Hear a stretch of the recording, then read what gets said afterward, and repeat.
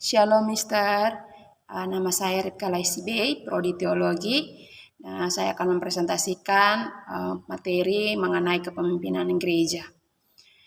Pertama-tama kita melihat tentang pemahaman akan teologi yang benar. Jadi sebelum kita membangun teologi yang benar, kita harus mulai dari dasar. Itu sama halnya dengan gedung atau rumah yang kita tempati. Jadi kita harus bangun dulu dasar. Dasarnya benar atau tidak. Kalau dasarnya sudah benar, kita akan diarahkan kepada pembelajaran yang benar atau truth teaching.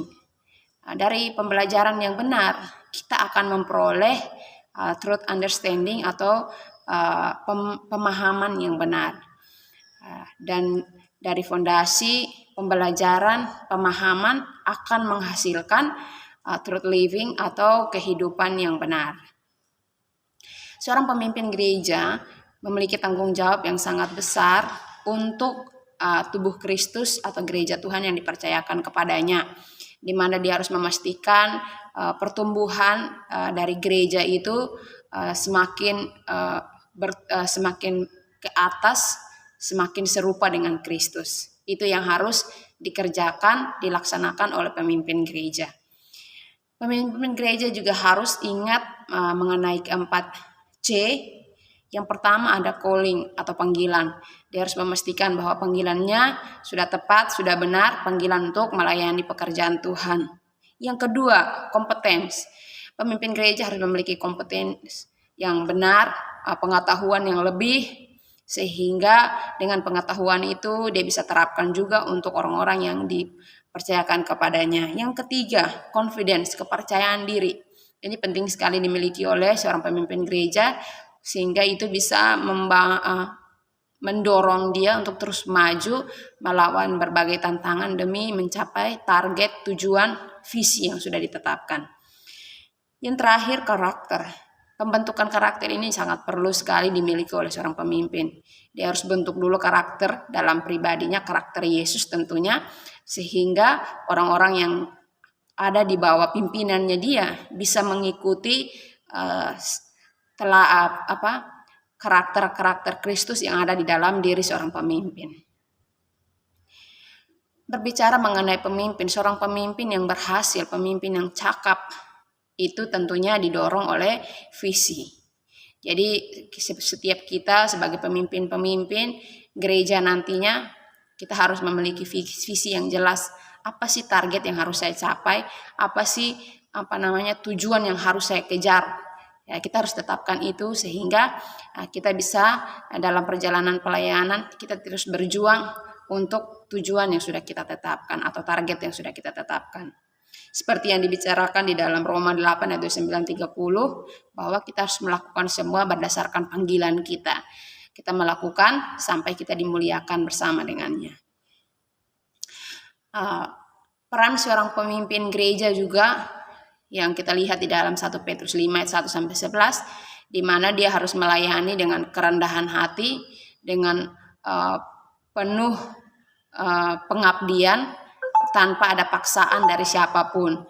Dia harus melayani dengan sungguh-sungguh. Itu yang dibicarakan di dalam 1 Petrus 5 ayat 1-11. Dan pentingnya peran kepemimpinan gereja, itu yang pertama kita lihat bahwa pemimpin gereja harus jadi teladan. Yang kedua, dia harus bisa mementoring atau membimbing.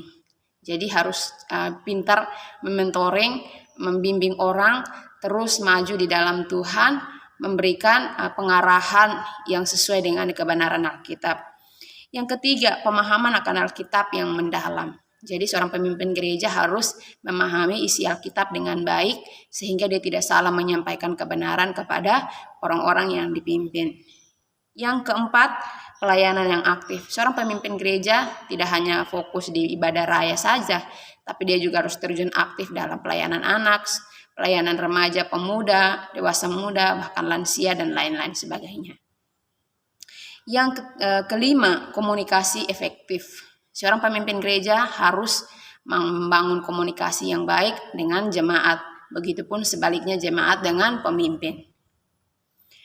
Fokus utama yang harus menjadi tujuan dari seorang pemimpin adalah melayani dengan penuh pengabdian. Kerendahan hati itu harus dimiliki oleh seorang pemimpin gereja. Yang kedua, melayani dengan keteladanan. Cara hidupnya harus benar-benar seperti Yesus, sehingga apa yang disampaikan, apa yang dikerjakan itu bisa tertransfer ke jemaat Tuhan yang dipercayakan. Itu yang disampaikan dalam Filipi 2 ayat 3 sampai 4.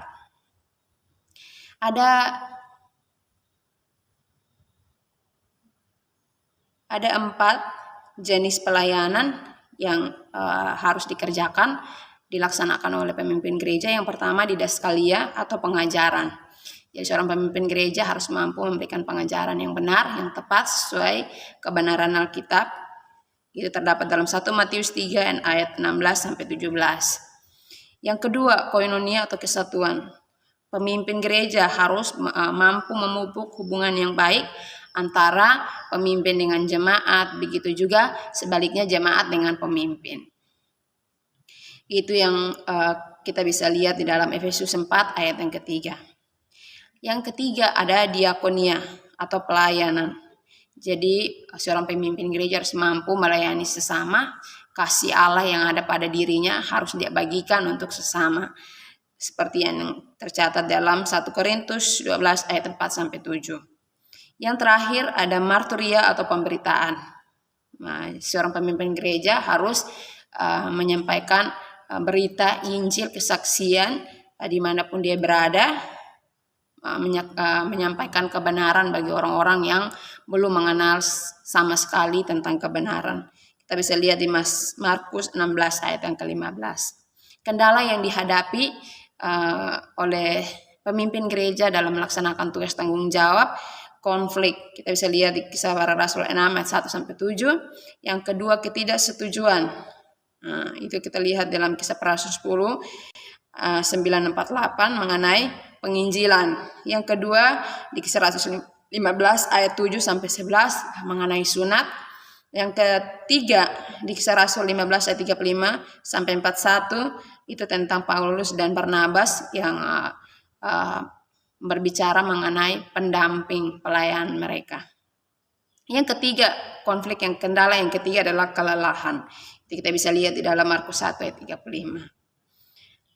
Dan kesimpulannya adalah penting sekali untuk seorang pemimpin gereja yang memiliki visi yang jelas, atau pemimpin gereja harus menjadi pemimpin yang visioner. Yang kedua, pemimpin yang memiliki hati untuk melayani, melakukan segala tugas tanggung jawab dengan penuh pengabdian, dan bisa menjadi teladan contoh, bisa berdampak, memberikan nilai-nilai positif bagi orang-orang di sekelilingnya. Sekian presentasi dari saya, terima kasih dan Tuhan Yesus memberkati. Shalom.